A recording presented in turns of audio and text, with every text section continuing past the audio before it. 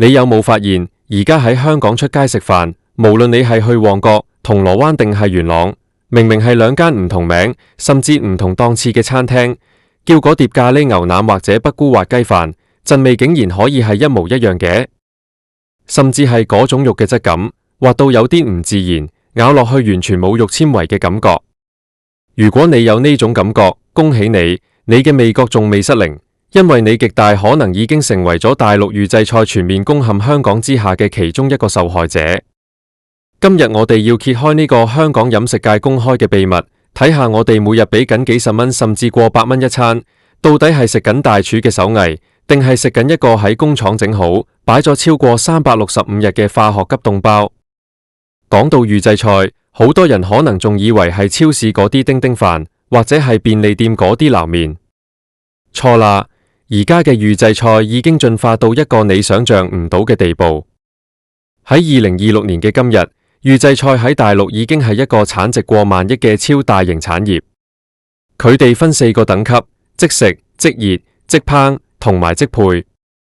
而家香港最大規模嗰啲連鎖快餐店，甚至係你樓下嗰間睇落好似好有街坊味，開咗20幾年嘅茶餐廳，其實都已經萬萬淪陷。點解？因為租金貴，人工貴。喺香港，請個洗碗工都要2萬幾蚊，請個大廚仲得了。所以，將個廚房去技術化就成為咗老細們唯一嘅出路。你試諗下，以前一間餐廳要請個大佬，每日凌晨去街市買貨，返嚟又要切，又要醃，又要煮，個火候仲要睇得好緊。而家唔使啦。老細只需要喺大陸嘅預製菜工廠訂貨，嗰啲牛腩、排骨、豬手，全部喺工廠大批發煮好，然後用嗰種叫做液氮速凍嘅技術，將啲食物喺零下幾十度快速結冰，再運落嚟香港。餐廳廚房變咗乜嘢？變咗一個大型嘅加熱中心。你叫個餐，個伙計喺後面撕開個塑膠包裝，成包嘢放入熱水浸幾分鐘，或者倒落個微波爐叮一叮，再淋落碗飯度，30秒就可以出貨。你仲以為自己食緊新鮮煮嘅嘢，其實嗰包嘢可能係喺山東或者廣東某個工業區喺1-2年前已經整好咗。最慘嘅係，我哋香港人俾緊全世界數一數二貴嘅物價，但食緊嘅係最廉價嘅工業產品。一個預製菜嘅料理包喺大陸批發價可能只係人民幣3蚊或者4蚊。加埋運費同成本，去到香港餐廳手上都唔過10蚊，但係佢賣俾你幾多錢？50-60蚊係基本，去到啲扮高級嘅中菜館，可能收你100幾十。呢個利潤空間大到你唔信，所以點解而家開餐廳嘅人都唔想請大廚？因為大廚會病，會請假，會有脾氣，但係料理包唔會。只要有個識得開微波爐嘅工讀生，成間鋪就運作到。講到呢度，大家最關心嘅肯定係健康問題。呢啲預製菜點解可以擺咁耐？點解啲肉可以咁滑？答案就係科技與狠活。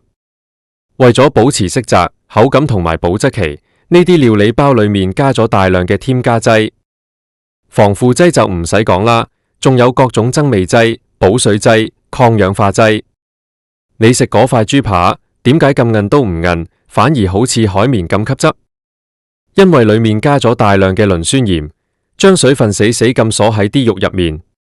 你食完之後覺得好口渴，唔係因為有味精咁簡單，而係因為嗰種高鈉、高磷嘅配方對你嘅腎臟係一種好大嘅負擔。我哋香港人每日生活節奏咁快，以為食餐快餐就算，點知係日積月累咁將啲化學藥劑吞入肚。好多人會話，咁我可以去食啲有鑊氣嘅茶餐廳吖嘛？兄弟，你太天真啦！而家好多茶餐廳連鑊都冇埋，你去睇下佢哋個廚房，可能只有幾部電磁爐同埋大暖櫃，甚至連嗰啲連鎖嘅點心鋪，啲蝦餃、燒賣都係喺大陸工廠整好晒，冷凍運到香港，朝早返嚟蒸反熱就賣俾你。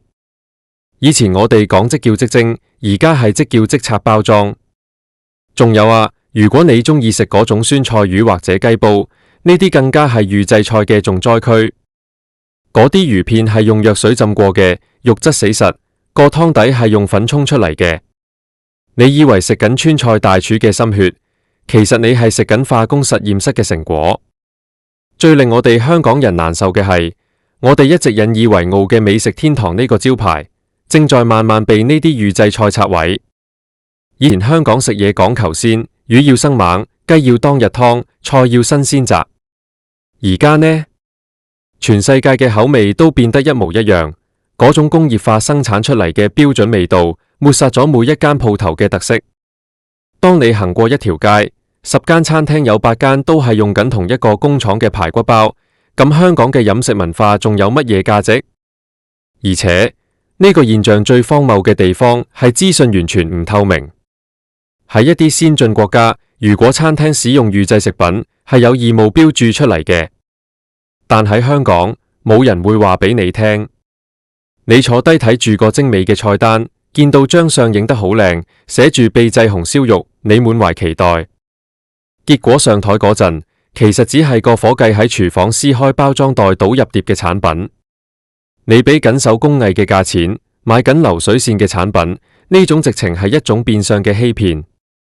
我曾經聽過一個老廚師講，以前教徒弟第一件事係教點樣認食材，而家啲新入行嘅可能連一整件豬肉係點樣都未見過，佢哋最擅長嘅係點樣用鉸剪剪開啲膠袋，仲有點樣設定部微波爐嘅時間。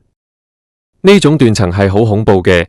當呢一代嘅老廚師退休之後，香港仲有冇人識得由零開始煮一碟乾炒牛河？定係以後全香港嘅乾炒牛河都係由同一個工廠出貨，大家食嘅只係唔同嘅包裝。更令人擔心嘅係，預製菜已經開始滲透入學校嘅午餐盒。你諗下，我哋嘅下一代由細到大就食緊呢啲充滿添加劑、擺咗成年都唔壞嘅急凍嘢，佢哋嘅味覺會被呢啲高鹽、高糖、高味精嘅工業味道定型。當佢哋長大之後，可能已經唔知咩叫真正嘅新鮮食材。呢種係對一個城市味覺嘅慢性集體謀殺。雖然預製菜喺效率同成本上有優勢，但呢種優勢係建立喺犧牲消費者健康同埋知情權嘅基礎之上。好多人會話，預製菜都有標準價，大陸都有監管價，但係大家心照啦，嗰啲工廠嘅環境係點？啲食材來源係點？用嘅油係乜嘢油？我哋完全無從考究。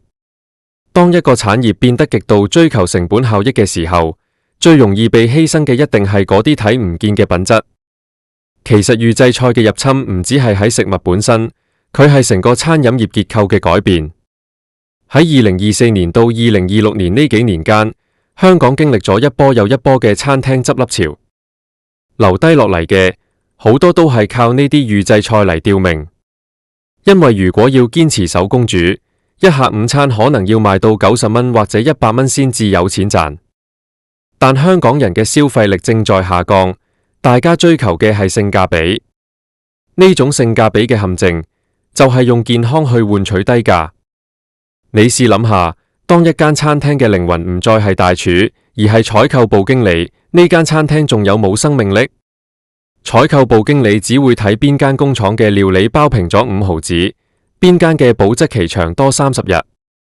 佢哋唔會關心啲牛肉夠唔夠嫩，只會關心啲化學嫩肉粉夠唔夠強力。呢種唯成本論嘅經營模式，正喺度將香港變成一個冇靈魂嘅工業食堂。再講講個物流過程，呢啲料理包喺大陸工廠生產完之後，要經過長途跋涉。雖然話有冷鏈運輸，但大家喺香港街頭都見過，好多貨車落貨嗰陣，啲急凍貨就咁擺喺路邊曬太陽。喺夏天30幾度嘅氣溫下，呢啲預製菜會唔會變質？變咗質之後，餐廳喺加熱嗰陣加多啲重口味嘅調味料，你根本就食唔出。呢種潛在嘅食安風險，比起新鮮食材大得多。新鮮食材如果壞咗，一睇就知，一聞就覺，但預製菜嘅化學配方可以掩蓋一切腐爛嘅味道。我哋再嚟深挖一下，點解預製菜會喺呢幾年突然大爆發？除咗技術進步，其實同大陸嘅資本市場好有關係。好多預製菜企業都係背靠大型集團，佢哋有足夠嘅資金去搞研發，將啲中菜嘅烹飪過程數據化。佢哋會研究排骨要煮幾多分鐘最入味，芡汁要加幾多比例嘅增稠劑先至最掛汁。呢啲數據係為咗迎合福特式嘅流水線生產，而唔係為了好食。當食物變成咗一種產品而唔係菜餚嘅時候，佢就已經失去咗同人嘅連結。